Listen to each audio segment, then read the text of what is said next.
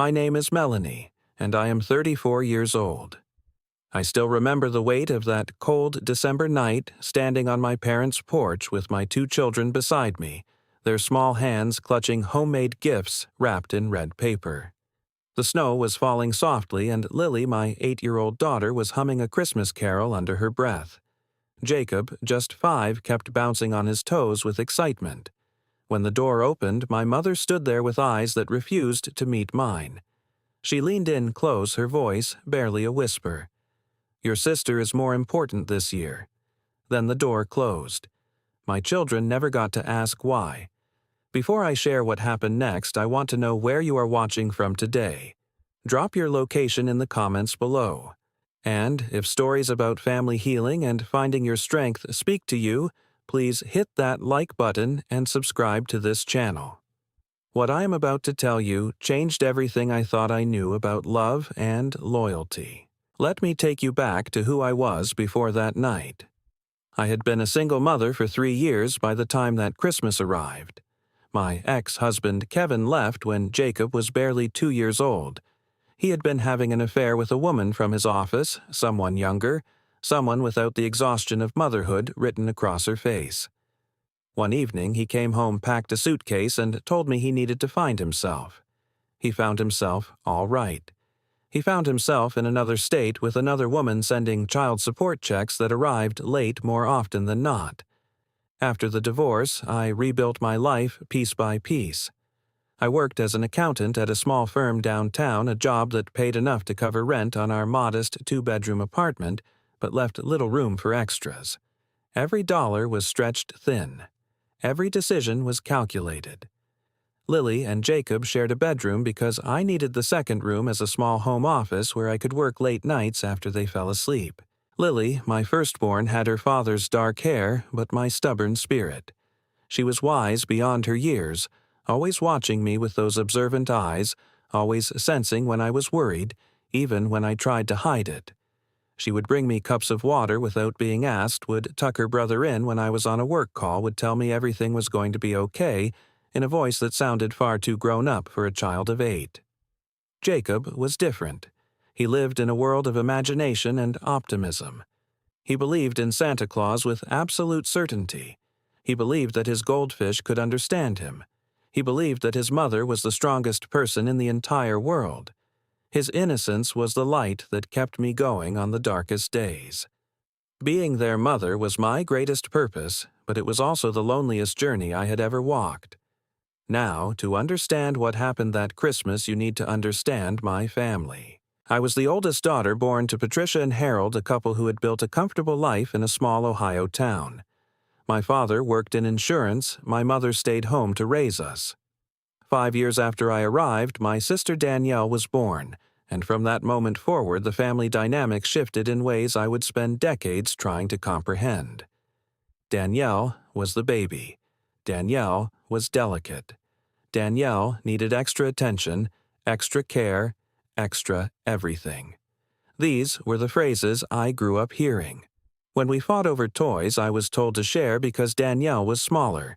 When we competed for attention, I was told to step back because Danielle was more sensitive. When Danielle failed a class in high school, my parents hired tutors and rearranged their schedules. When I graduated with honors, the celebration was cut short because Danielle was having a difficult week. I learned early that love in our household was not distributed equally. It was rationed, and somehow, no matter how hard I tried, I always seemed to receive the smaller portion. But I never stopped trying to earn it. In the months leading up to that fateful Christmas, I had been planning obsessively. Starting in November, I began setting aside small amounts from each paycheck. I clipped coupons. I skipped lunches. I wanted this holiday to be perfect, a chance to show my parents that despite the divorce, despite my struggles, I was still a daughter worth being proud of. I bought my mother a cashmere scarf she had admired in a catalog months earlier. It cost me my entire year-end bonus, but I imagined her face lighting up when she opened it. For my father, I found a vintage pocket watch similar to one his own father had owned. For Danielle, I purchased a delicate silver bracelet, hoping it might bridge the distance that had grown between us over the years. But the gifts that mattered most were the ones my children made. Lily spent 3 weeks creating a handmade journal for her grandmother. Each page contained a memory she had written in her careful handwriting. The time Grandma made us hot chocolate with extra marshmallows. The time Grandpa let me help him rake leaves. The time we all watched fireworks together. She illustrated each entry with colored pencils, her tongue poking out in concentration as she drew. Jacob worked just as hard on his gift, a small clay sculpture he made in art class. It was supposed to be the family house, though it looked more like a lopsided mushroom. He painted it with painstaking care, adding a crooked chimney and tiny windows. He told me it was his best work ever, and I believed him. 2 weeks before Christmas, I called my mother to confirm our plans. The conversation was strange from the start. She answered on the 4th ring, which was unusual because she always kept the phone close. Her voice sounded distracted, like her mind was somewhere else entirely. "Mom," I said, "I just wanted to make sure we are still on for Christmas Eve dinner. The kids are so excited." There was a pause that lasted a beat too long. "Oh yes," she said slowly. "Let me check the calendar and get back to you." I frowned at the phone. Check the calendar. We had celebrated Christmas Eve at my parents' house every single year of my life.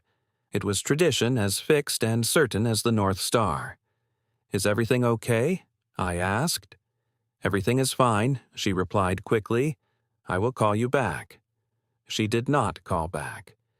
A week later, I tried again. This time, the phone rang until voicemail picked up. I left a message asking her to call me, letting her know that Lily wanted to help with the cooking this year, that Jacob had been practicing a Christmas song to sing for everyone. 2 days passed. Finally, my phone buzzed with a text message from my mother. Just 4 words. "Okay, we'll contact later." Something was wrong. I could feel it in my bones.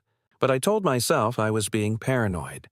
My mother was probably just busy with holiday preparations. There were cookies to bake, decorations to hang, guests to coordinate. I pushed the unease aside and focused on wrapping presents with my children, telling myself that everything would be fine. I had no idea that fine was about to become a word I would need to redefine entirely. Christmas Eve arrived wrapped in a blanket of fresh snow. The town looked like something from a postcard, every rooftop dusted white, every window glowing with warm light. I helped Lily into her red velvet dress, the one she had picked out specifically for tonight. Jacob wore his favorite sweater, the green one, with a goofy reindeer face that made him giggle every time he looked in the mirror. We loaded into my aging Honda, the back seat crowded with carefully wrapped packages. I had splurged on fancy ribbon this year, the kind that curled when you ran scissors along it. The presents looked beautiful, and I felt a swell of pride as I imagined presenting them to my parents. The drive to my parents' house took 20 minutes, and we spent every one of those minutes singing along to Christmas carols on the radio. Lily knew all the words to Silent Night. Jacob improvised his own lyrics to Jingle Bells, something about Batman and a sleigh. I watched them in the rearview mirror, their faces bright with anticipation, and my heart felt fuller than it had in months. When we turned onto my parents' street, I noticed something odd immediately. The house was lit, soft golden light spilling from the windows, but all the curtains were drawn. Usually, on Christmas Eve, the curtains stayed open so visitors could admire the tree in the front window.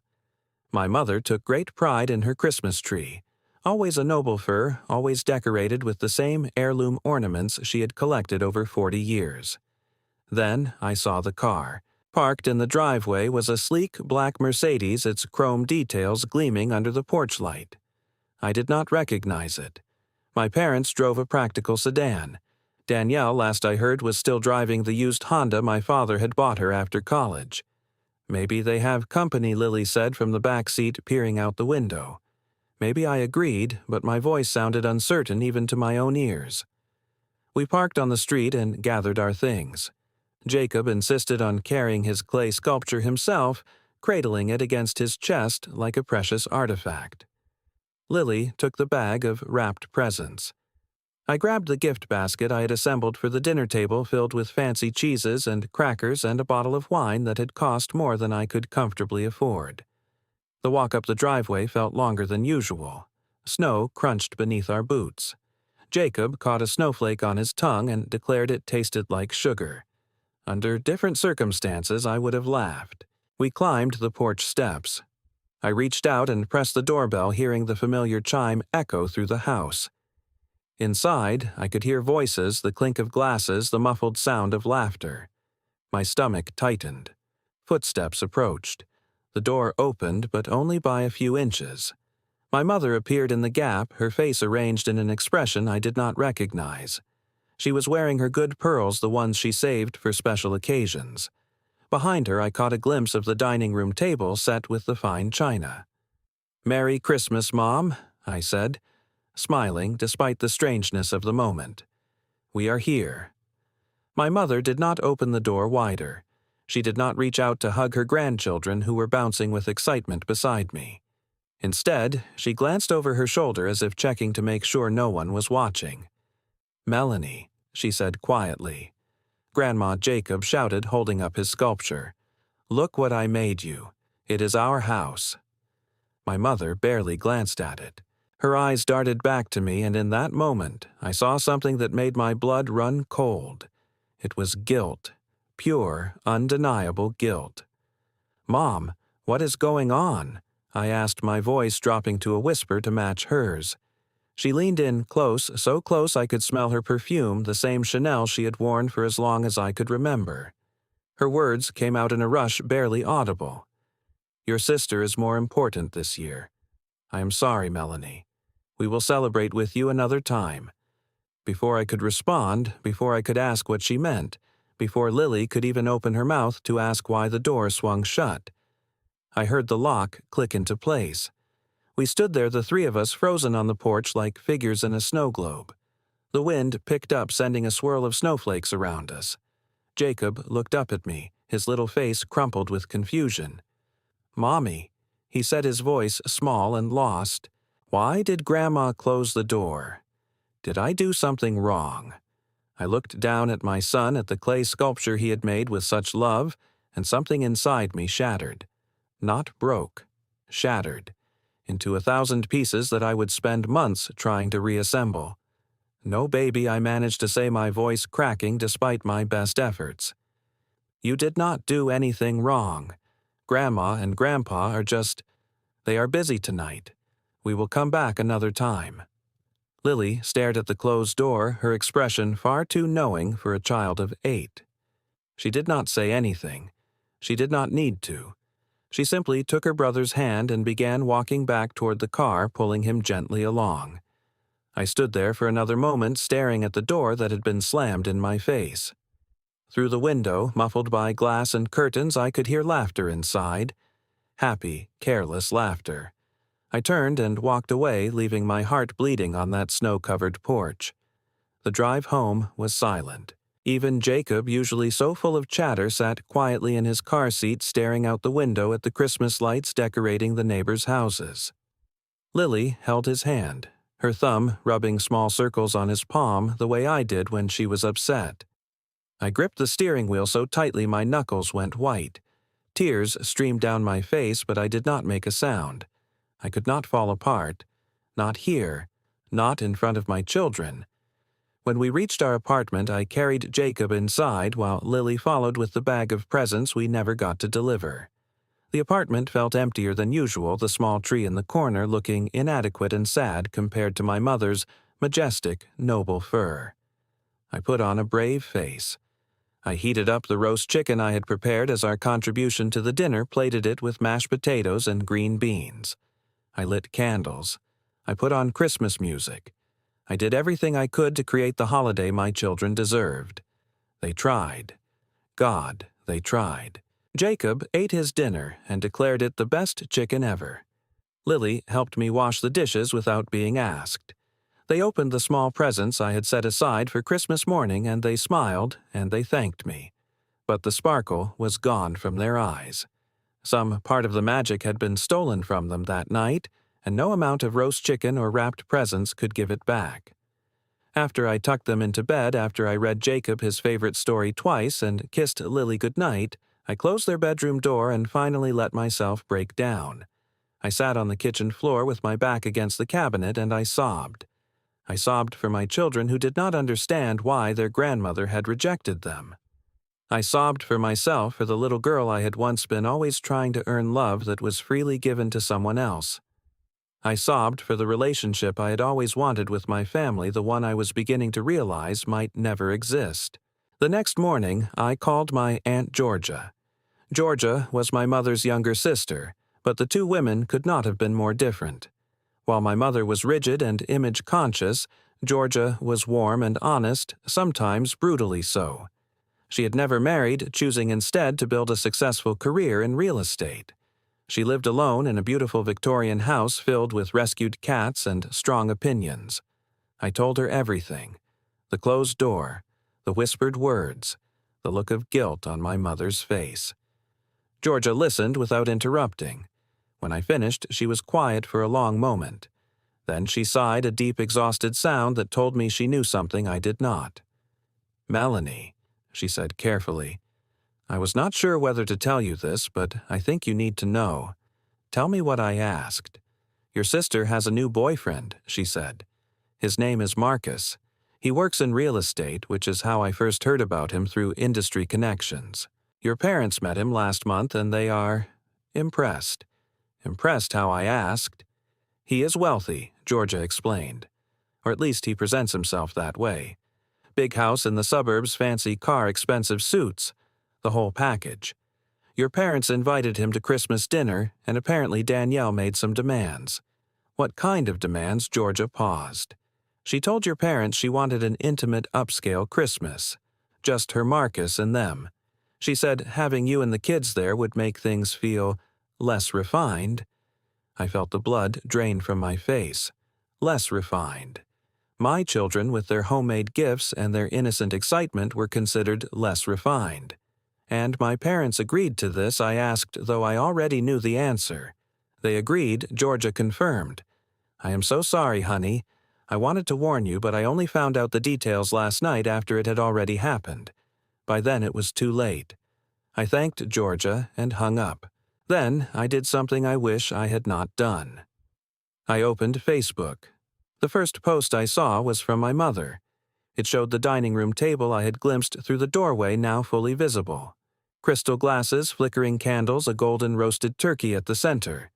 My parents sat on one side. Danielle and a man I had never seen, a handsome man with silver hair at his temples and a smile that looked rehearsed, sat on the other. The caption read, "Blessed Christmas with our beautiful family." I stared at the photo for a long time. 4 people at a table that could seat 8. 4 people who were apparently the only family that mattered. I scrolled down. Danielle had posted too a carousel of photos from the evening. Her and Marcus by the tree. Her and Marcus clinking champagne glasses. Her and Marcus in front of the fireplace, her left hand positioned prominently in the frame as if anticipating a ring. Her caption, "Best Christmas ever with the people who matter most." The people who matter most. I read those words over and over, feeling each one like a physical blow. My children mattered, I mattered, but apparently not to them. Not enough. That afternoon I called my mother. She answered on the second ring, her voice noticeably wary. "Melanie," she said flatly. "I want an explanation," I said, fighting to keep my voice steady. "You closed the door in our faces. You told me Danielle was more important. I want to know why." My mother sighed. "Do we have to do this now? I have a headache." "Yes," I said. "We do." There was a long pause. Then she spoke, and her words were more honest than anything she had said to me in years. "Danielle is at a crucial point in her life," she said. "Marcus is a serious man with a serious future. She needed to make the right impression. Having you there with the kids, it would have complicated things. Complicated things how I demanded. You know how my mother said impatiently, 'The noise, the mess, children running around. It is not the kind of atmosphere Danielle needed for this dinner. Those children are your grandchildren,' I said, my voice rising. Lily made you a handmade journal. Jacob made a sculpture in art class. They were so excited to see you." My mother made a dismissive sound. "Children forget quickly. You can bring them another time." "And what about me?" I asked. What about the fact that I spent my entire bonus on a gift for you? What about the fact that we drove 20 minutes through the snow just to have a door slammed in our faces? You are being dramatic, my mother said. This is exactly why Danielle did not want you there. You always make everything about yourself. I ended the call without saying goodbye. My hands were shaking so badly I nearly dropped the phone. That night I sat by the window and stared at the snow falling outside. The Christmas lights from the neighboring apartments cast colored shadows across my ceiling. Somewhere in the distance a church bell was ringing. I thought about my children asleep in the next room, blissfully unaware of the conversation I had just had. I thought about all the years I had spent trying to be good enough, giving enough, sacrificing enough to earn my parents' love. And I wondered, for the first time in my life, if maybe the problem was never me at all. In the weeks that followed Christmas, I began to see my past through new eyes. It was as if the closed door had been a kind of awakening, forcing me to examine memories I had always explained away. I remembered my college graduation. I had worked 2 jobs while maintaining a full course load, earning my degree with honors. My parents promised to attend. On the morning of the ceremony, my mother called to say they could not make it. Danielle had come down with a cold, nothing serious, just sniffles and a slight temperature. But she was upset and needed them to stay home with her. I walked across the stage alone, collected my diploma in front of an empty pair of seats, and told myself it did not matter. I remembered my wedding day. It was supposed to be the happiest day of my life, and in many ways it was. But halfway through the reception, I noticed Danielle crying at her table. When I approached to ask what was wrong, she complained that no one was paying attention to her, that everyone was fussing over the bride, and she felt invisible. My parents spent the rest of the evening comforting Danielle. They missed the father-daughter dance. They missed the cake cutting. They missed my first dance with Kevin. When I looked at my wedding photos later, I noticed they were barely in any of them. I told myself it did not matter. I remembered the birth of my first child. Lily arrived at 3 a.m. after 18 hours of labor. I called my mother from the hospital, exhausted and overwhelmed and desperate to share the moment with her. She said she would be there as soon as possible. She arrived 6 hours later. When I asked what took so long, she explained that Danielle had been upset about something, a fight with a boyfriend, and she had needed to calm her down first. I held my newborn daughter and told myself it did not matter. But it did matter. All of it mattered. Every missed moment, every dismissed achievement, every time I was pushed aside so Danielle could take center stage. It all mattered. I shared these memories with Brenda one evening in late January. She had come over with a bottle of wine and a box of chocolates, declaring it a mandatory girls' night. We sat on my couch while the children slept, and I told her everything. Brenda listened with growing outrage. When I finished, she set down her wine glass and looked me directly in the eyes. "Mel," she said firmly, "this is not normal. You know that, right? This is not how healthy families function." "I know," I said quietly. I just kept hoping it would change. I kept thinking if I tried harder, if I was better, they would finally see me. Brenda shook her head. "That is exactly what they want you to believe. They have trained you to think their love is something you have to earn, something you are always failing to deserve. But that is not love. That is manipulation." She told me about her own family, how she had grown up in a similar dynamic, always overshadowed by a sibling who could do no wrong. She had spent years in therapy, untangling the damage, learning to recognize the patterns, building boundaries that protected her sanity. The hardest part, she said, was accepting that I could not change them. I could only change how I responded to them. That night, after Brenda left, I made a decision. I would not call my parents. I would not text them. I would not reach out in any way. I wanted to see how long it would take them to notice my silence. Days passed, then weeks. January melted into February, and my phone remained silent. No calls from my mother asking about the kids, no texts from my father checking in, no messages at all. It was as if we had ceased to exist the moment we stopped being useful. I threw myself into work. I focused on my children. I started therapy with a kind woman named Dr. Simmons who helped me understand words like enmeshment and emotional neglect and golden child syndrome. Slowly, painfully, I began to see my family clearly for the first time. And what I saw broke my heart all over again. 3 weeks into February, my phone finally rang. It was my mother. I stared at the screen for a long moment, watching her name flash against the background photo of Lily and Jacob. Part of me wanted to ignore it to let it go to voicemail to refuse her the attention she was seeking. But another part of me, the part that still craved her love despite everything, pressed the green button.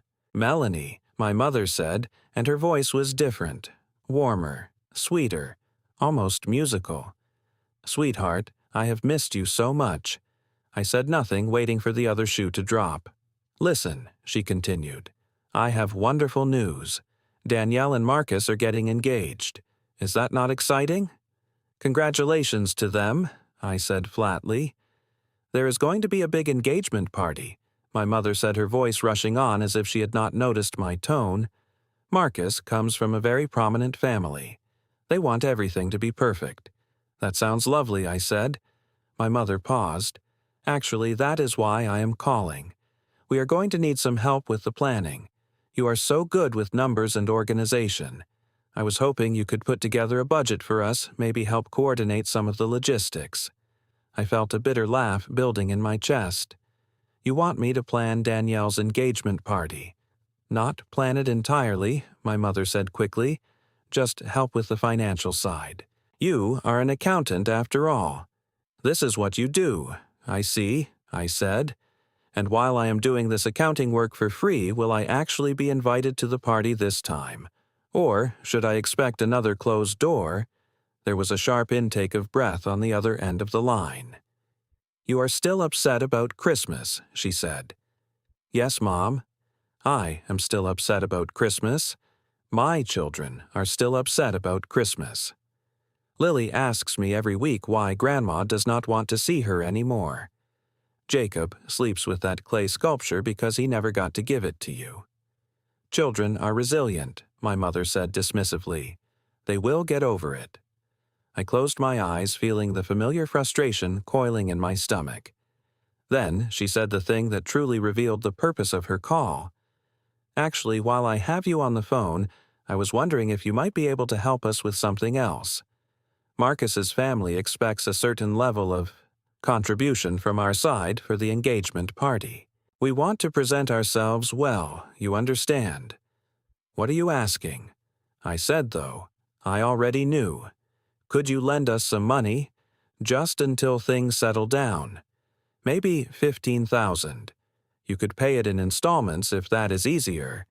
$15,000.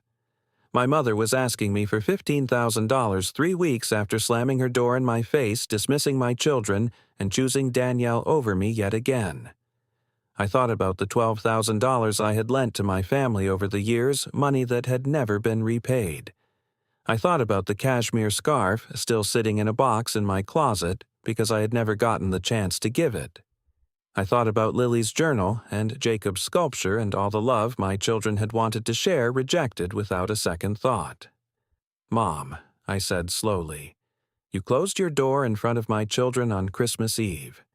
You told me Danielle was more important, and now you are calling to ask me for money." "That is completely different," my mother protested. How is it different?" "Christmas was a social situation," she said. "This is family helping family." I laughed, then a real laugh because the absurdity of it was too much to contain. "I will not be lending you any money," I said, "and I will not be doing accounting work for Danielle's engagement party. If you need a financial planner, you can hire one." "Melanie," my mother said, her voice turning cold, "you are being very selfish right now." "No," I said. "For the first time in my life, I am not being selfish. I am being honest. There is a difference." I ended the call. 2 days later, Aunt Georgia called with more news. She had been doing some research on Marcus, using her connections in the real estate industry to dig into his background. What she found made my stomach turn.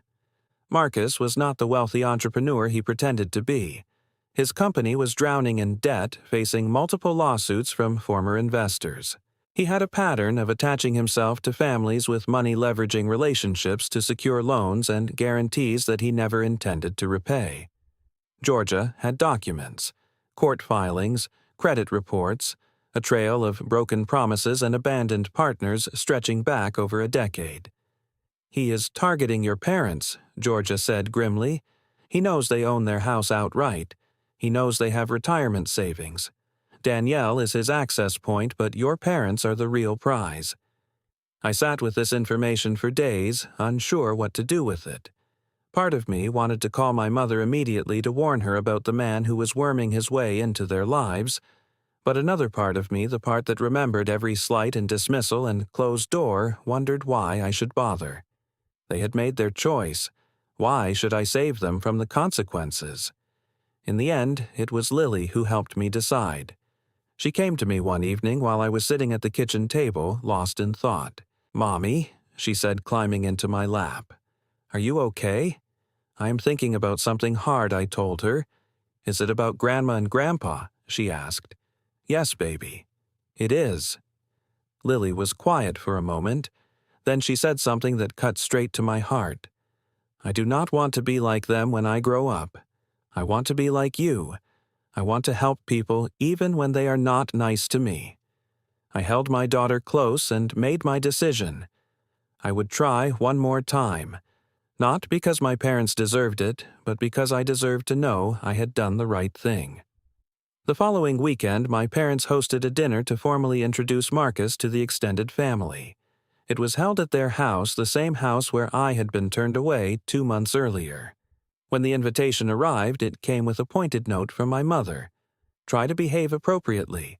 I was tempted to decline, but Georgia was going to be there and she had promised to support me. And more importantly, I needed to see Marcus for myself. I arranged for Brenda to watch Lily and Jacob.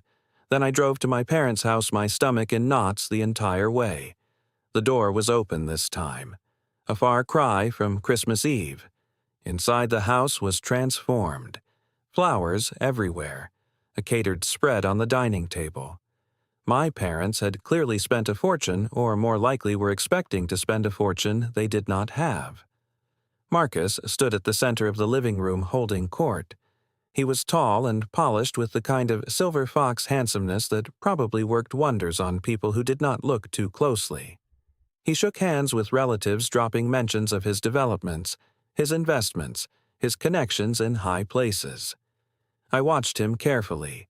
There was something about the way his eyes moved, always calculating, always assessing. He looked at my parents the way a wolf looks at unguarded sheep. Danielle hung on his arm, radiant in a new designer dress.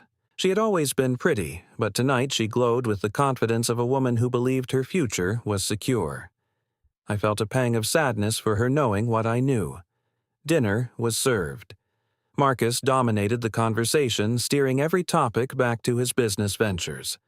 He spoke about a new development project, a luxury condominium complex that was going to revolutionize the local market. "This is an exclusive opportunity," he said, his voice smooth and practiced. "I am only offering shares to select investors, people I consider family." My parents leaned forward, clearly interested. I saw my opening. "That sounds impressive," I said casually. "Which municipality is the project?" And Marcus smiled at me, the kind of smile you give to someone you consider insignificant. "Cedar Heights," he said. "Cedar Heights," I repeated. "That is interesting. I do a lot of work with property records through my accounting firm. I was not aware there were any large-scale development permits issued in Cedar Heights recently." The smile flickered. "The permits are in process," he said. "I see.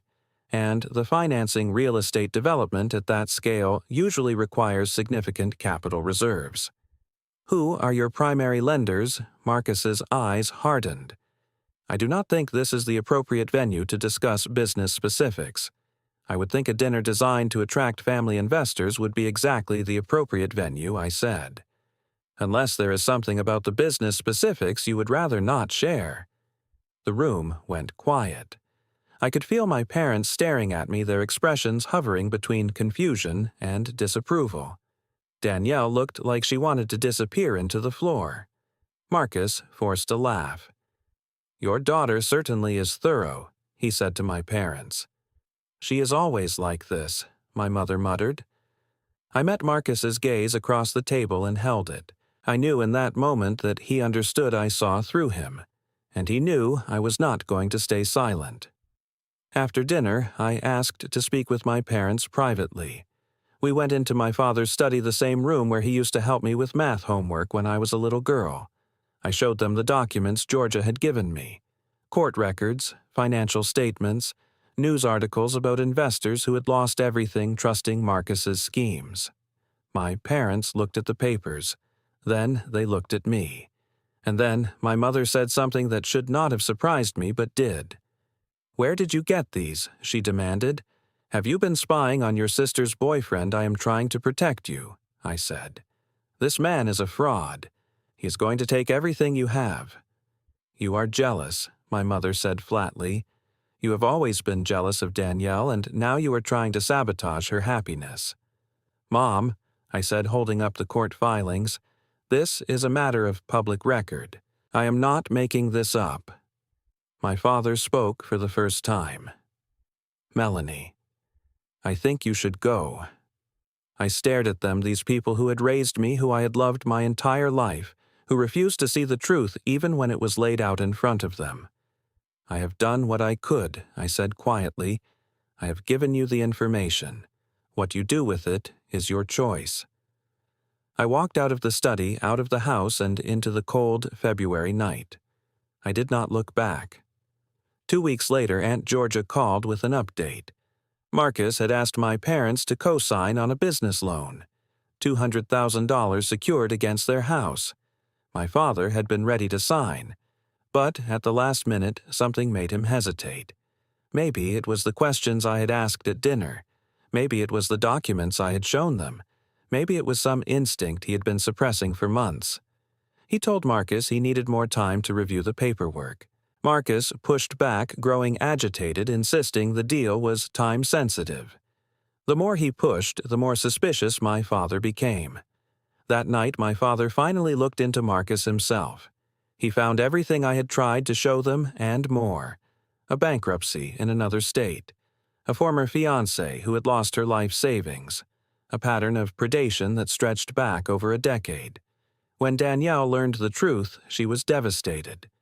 Marcus disappeared within days, moving on to his next target, leaving nothing behind but broken promises and shattered illusions.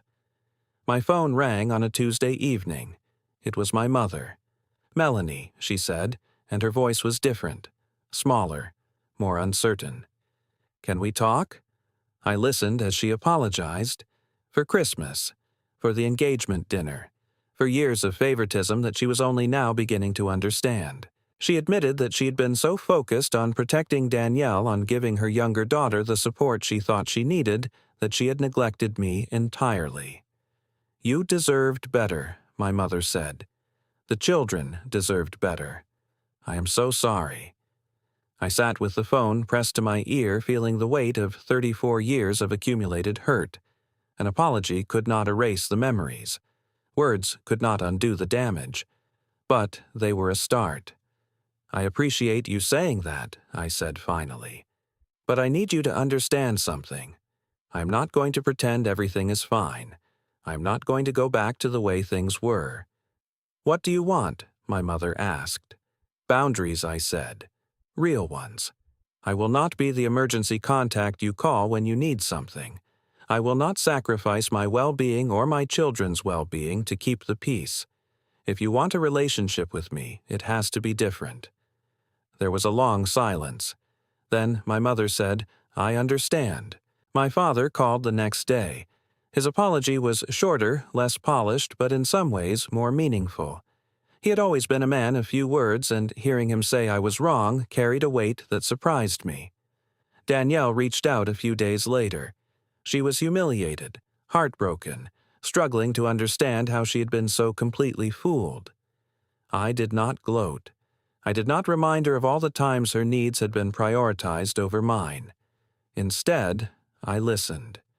"I am sorry," she said finally, "for asking them to exclude you at Christmas, for always needing to be the center of attention, for not seeing how much I was hurting you." I accepted her apology, though I knew our relationship would never be what it might have been if we had grown up as equals instead of competitor and afterthought. In the months that followed, I established new patterns with my family. They could visit my children at my apartment on my schedule.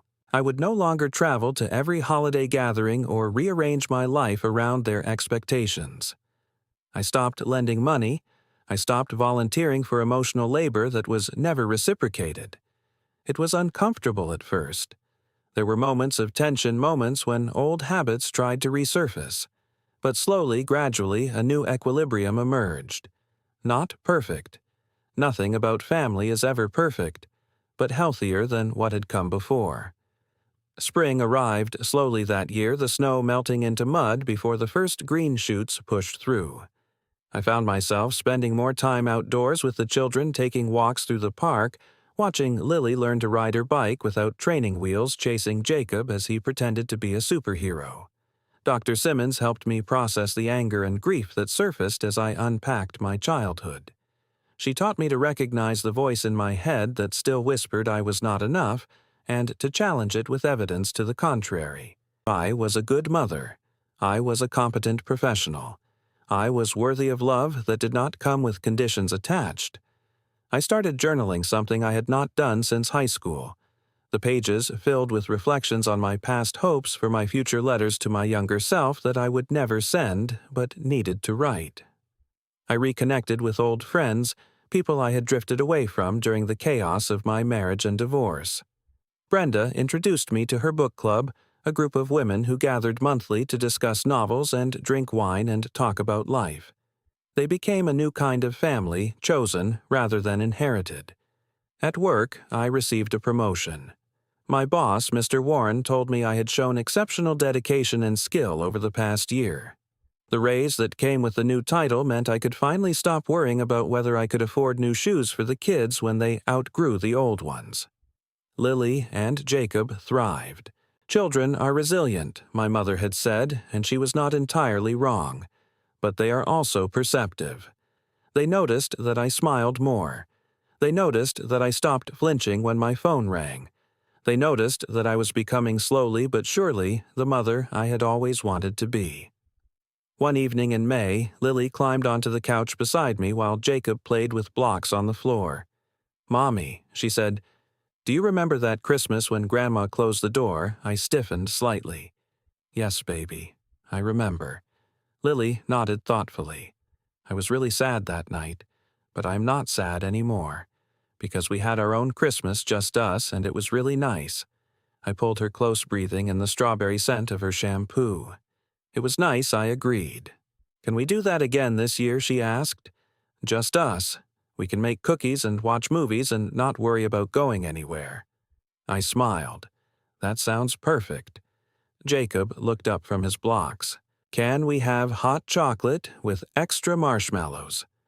"All the marshmallows you want," I promised. That summer, I took the children on a road trip to the coast. We built sandcastles and collected seashells and ate ice cream for dinner because I was the mom, and I said we could. For the first time in years, I felt truly free. I still saw my parents occasionally. They came to Lily's school play in the spring, sitting in the audience like any normal grandparents. They brought birthday presents for Jacob in June. The visits were brief and carefully controlled, but they were happening. Danielle and I texted sometimes. Nothing deep, just surface-level updates. She was in therapy now, working through her own patterns. I hoped she would find the peace I was beginning to discover, but I knew her journey was hers alone. When Christmas came around again, I did not wait for an invitation that might or might not come. Instead, I created my own celebration. I bought a small tree and let the children decorate it however they wanted, which meant it ended up covered in mismatched ornaments and far too much tinsel. I baked cookies with them, getting flour all over the kitchen floor. We watched every Christmas movie we could find wrapped in blankets on the couch, eating popcorn and laughing. On Christmas Eve, I tucked Lily and Jacob into bed and read them the same story my grandmother used to read me about a little tree that wanted to be special and discovered it already was. Then I sat by the window watching the snow fall and thought about the year that had passed. The door that had closed in my face 12 months ago had hurt more than any wound I had ever experienced. But in the rubble of that pain, something new had grown. Self-respect, self-love, an understanding that my worth was not determined by anyone else's estimation of it. I thought about the woman I had been that night standing on the porch with her children and her homemade gifts and her desperate hope for acceptance. I wanted to reach back through time and hold her, tell her that she did not need their approval, that she was already enough, but I could not change the past. I could only shape the future. On Christmas morning, I woke to the sound of Lily and Jacob racing down the hall. They burst into the living room and shrieked with delight at the modest pile of presents under the tree. We spent the morning opening gifts and playing games and eating pancakes shaped like Christmas trees. Later, we called Aunt Georgia on video chat. She showed us her cats wearing tiny Santa hats and told Jacob she would teach him to play poker when he was older. We called Brenda and wished her a Merry Christmas. We even called my parents a brief conversation that was awkward but civil. That evening, after the excitement had worn off and the children were sleepy from too much sugar, I gathered them close on the couch. "I want to tell you something," I said. "Something important." They looked up at me with curious eyes.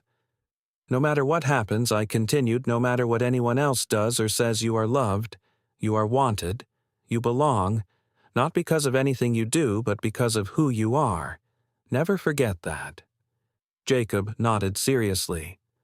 "I love you too, Mommy." Lily squeezed my hand. "We know," she said. "We always know." I held them until they fell asleep, these two small humans who had given my life meaning and purpose, who had taught me more about unconditional love than anyone else ever could.